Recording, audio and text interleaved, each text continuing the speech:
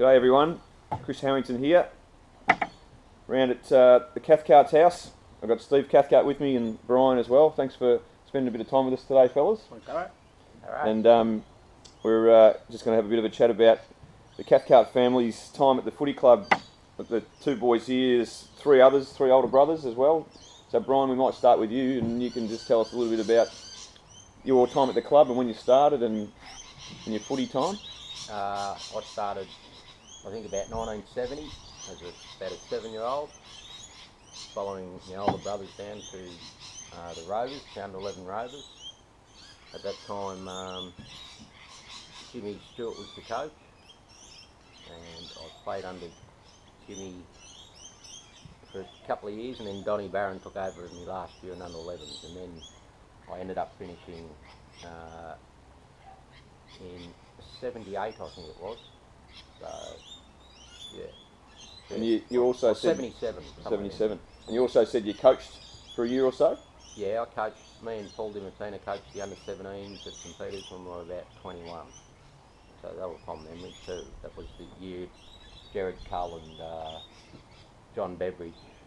That was their age group. Yeah. Yep. And how'd the boys go? How did the 17s boys go that you coached that year? We did all right. We didn't quite make the finals, but we had the bare numbers. But yeah, no, we had a good year and we enjoyed it. And why did you coach at the age of 21? Was it did you have an interest in it, or was it? Me and a great mate Paul DiMartino, who's another St Peters boy. We always, always wanted to put back in a bit, and I think Dimmer got approached, and then Dimmer approached me, and I said, yeah, let's give it a whirl. So, yeah, it was good fun. Yeah, we had a ball. Yeah. And tell us a bit about your older brothers. I think is it starting from the top? There's John. John, who played for St Catherine's, believe it or not, because we'd just moved down from the country, and Dad had bumped into Old Man McGaw at the Boundary Hotel, and said he had a son, and McGaw was the coach of St Cath's, of course, and even though John went to St Peters and only, for a year or two, he ended up at St Cath's. But then John ended up going to St Peters after St Cath's for the under 16 year that Father Kevin Dillon coached, believe it or not. It's the first time St Peters had had a side out of above under 15s, and I think John won the BNF that year. I'm not, I haven't got a great memory, but I've got a pretty good memory. I think he won the BNF that year. And then there's David. David come along. He played all his football at St Peters. What years would he have been playing, do you reckon? David's 4 years older than me, so if I started in, say, 70, 71, David would have been, 3 late years. 60s. Yeah. Long time ago. There's flags up on the wall that date back to 67, I think. Back at home, we've never taken them down, and they still sit in my mum's garage to this day. It's probably 50 flags. All from you boys participating in. Yeah, but not all from the premierships, of course, but they're from all our years together there. Yep. Yeah. So that's John and David. David, and then there's Danny. Danny is 2 years older than me. He played all his football at St Peters too. Yep. Yeah. And then me, of course, played all my football there, and Stephen played all his football there. Yeah. And over to you, Steve. So we're the same age. In fact, we played our junior footy. We started together, and then I didn't last as long as you did. I went off and played with some schoolmates at D-La, but you played all the way through. Yeah. No. Well, started under 11s with Johnny Beveridge, me and you. Yeah. And I think we might have moved across from the Rovers to the Colts in under 13s. It was a bit of a no-no thing to do, but they needed a bit of power in the midfield, I think. Yeah, that's right. So we went across there, and then I think, for memory, the club changed everything around a bit, and we decided to have under 12, not have the year, where you skip a year like we used to go under 11s, 13s. Yep. I remember all of a sudden we had an under 14 team, so we had, instead of going up like we would have, our brothers did in that, go to the Panthers or the Spartans, we were all one team, and we joined the Dandenong League, and that was a hell of a shock because we were winning all the flags in the BMYC, and then we come out in this Dandenong League thinking we were pretty good, and a couple of sides out there had some big boys, and well, we got hit pretty hard, and all of a sudden had to pull our heads in a bit. But yeah, continued on under 15s, and then we didn't have it. I think I played under 17s the first year because we didn't have it under 16s. We didn't have enough players. Yep. And then I got itchy feet and went over and played for BMYC against St Peters in under 17s my second year. I didn't know that. We might cut that bit out though. Yeah, mate. I think we better. Me and a couple of mates, Brett Andrews and a couple others, we just decided, you know, we go and have a crack over the road. So, but yeah, that was a bit of fun. It was all good. Yeah. But no, I played with some great people and you know, some really good coaches. You know, of course Johnny Beveridge and Steve Hine was great, and Ronnie Robinson, Warren McGuinness. Yeah. All great coaches, and yeah, appreciate everything they did for us, really. Yeah, no, it was good times. And you blokes, the two of you, came back many years later and helped out St Peters only a few years ago and coached the under-18s. Yes. You and Brian, yeah. That was the only under-18 job we've had too, I think. Yeah, yeah. We talked into that a bit. Yeah, we talked into that a bit, but we enjoyed it. We had a good year. Yeah. We had a good bunch of kids too. It was Mitch Kent. Was he your captain, Mitch Kent? Or in under-18s. In under-18s. Because we had the boys for 3 years, with Brian's boy playing, Callum. Yep. And oh, that was a great experience, coming back and coaching the kids. I'd had a bit of experience coaching kids in other sides around the area, and with Brian. So we've been coaching a fair bit, you know, over the last 15 years. Got the chance to coach Cal and his mates, and that was the most memorable and enjoyable coaching I ever did. Really? Couldn't believe how good a group of kids. We won the under-17 premiership, which was awesome. And the committee saw it, you know, give us a chance to, because we had two teams, you know, we went on and had an under-18 team that was sort of quite successful, and could have gone a bit further, but the boys sort of wanted to go their own way into the, you know, wanted to head to senior clubs and that. So, but no, it was a very enjoyable year. Yeah, I remember that group you had.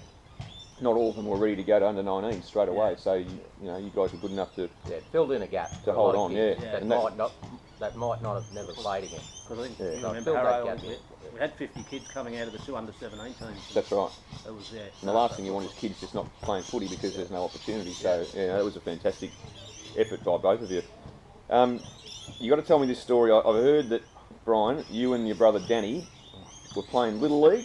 I think you were 9 and Danny was 11. Yeah. And you both got a chance to play Little League, a game of Little League. For Melbourne, yes. For Melbourne. Yeah. Just tell us a bit about what happened that day. Well, coming from a big family, didn't have that much man of gear. You know, we usually had one pair of, we usually had a pair of boots each, but that was about it. But at half time, there was only one pair of white shorts in our bag. And so hang on, one pair of white shorts between the two of you? Yes, yes. So we decided Danny would play the first half and I'd play the second half. So there's about 30,000 people there, and they put the towel up, and Danny pulled down his strides and gave them to me, and I put mine on, and the crowd went berserk behind me. And looking back, would have been quite funny. Where were you at? What ground? The Junction Oval. Junction Oval. 30,000 people at the Junction Oval looking at Brian Cathcart in his shop. In the undies. I was very embarrassed, actually, looking back on it. It's funny now. Yeah. And you blokes have been pretty involved in St Paul's and the Doggies in the last few years, supporting. Tell me what you've been doing down there. Well, pretty much, I went straight from St Peters, had that one year. I went straight to St Paul's. Yep. Coaching? No, just playing, of course. Just played all our footy there. Sorry, just from 17 years of age. I had brothers playing there by that stage, and Moorabbin folded from the VFA where Brian was playing, so there was nowhere else really to go. And a couple of my older brothers were playing at St Paul, so because I think I went to Moorabbin, Caulfield, and all these clubs were folding at that time. It was a terrible time for VFA and that. Yeah. So I ended up at St Paul's, and then Brian come back from overseas, and all five of us ended up playing at St Paul's together. And did you really? We've sort of stayed there ever since. So I've only ever been in one club, St Paul's, and retired at 30, coached for the last, for about 10 years after that, or assistant, or and we've all been involved there, and we'll be down there today. So just a good local club. Yeah, and they're playing Bentleigh today. Yeah, so great rivalry. Yeah. Brian's best mate's the president of Bentleigh, so Paul Dimatina. Yeah, so and there's plenty of old St Peters guys playing for both sides, so it's always great rivalry and good fun. It's really good community sort of thing, isn't it? Yeah. It's, one of the things I think about the St Peters club as a junior footy club. There's so many people that are our age now and older, still see each other, still good mates and help out, and it's a sign of a really strong club. What I've got to ask you, out of all the 5 boys, the Cathcart boys, who's the best player? I didn't think anyone would answer this. I reckon I'd have to say Brian. Yeah. Brian won a VFA league medal at 17 in the under-19 comp. Yeah. So he was a year underage.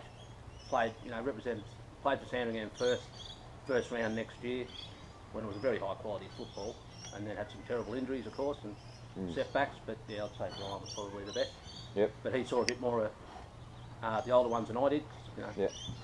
David won. I think John won about 5 juniors best and fairest between St Peters and St Peters. And I think David won a couple of.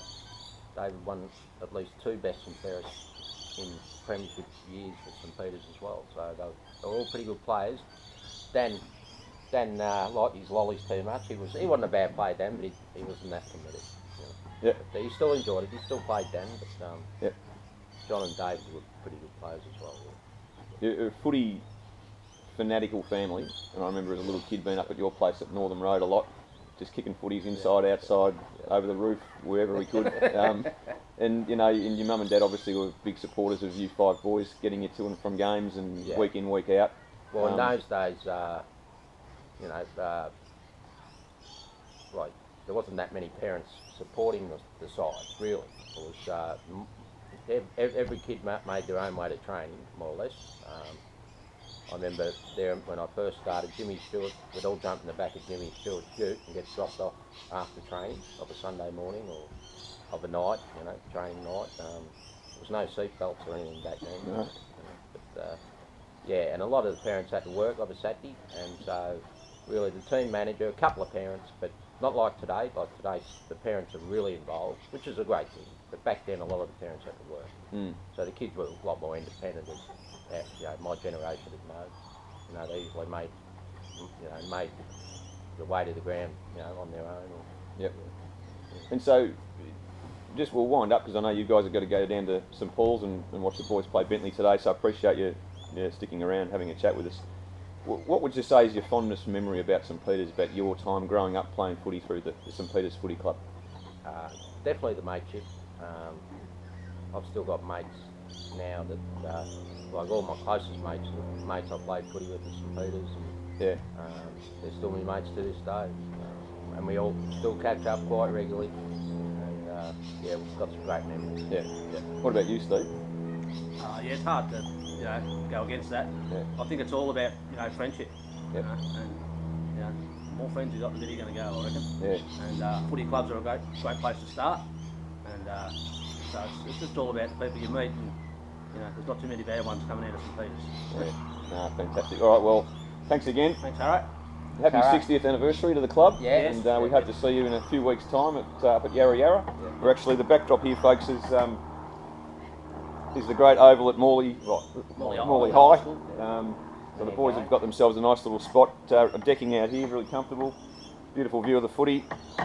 Nice cold beer, and good mates. We can walk to the reunion over here. And they can walk to the reunion. How good's that? Anyway, thanks very much again, fellas, and good luck today. Thanks, and we'll see you in a few weeks. Thanks. Okay.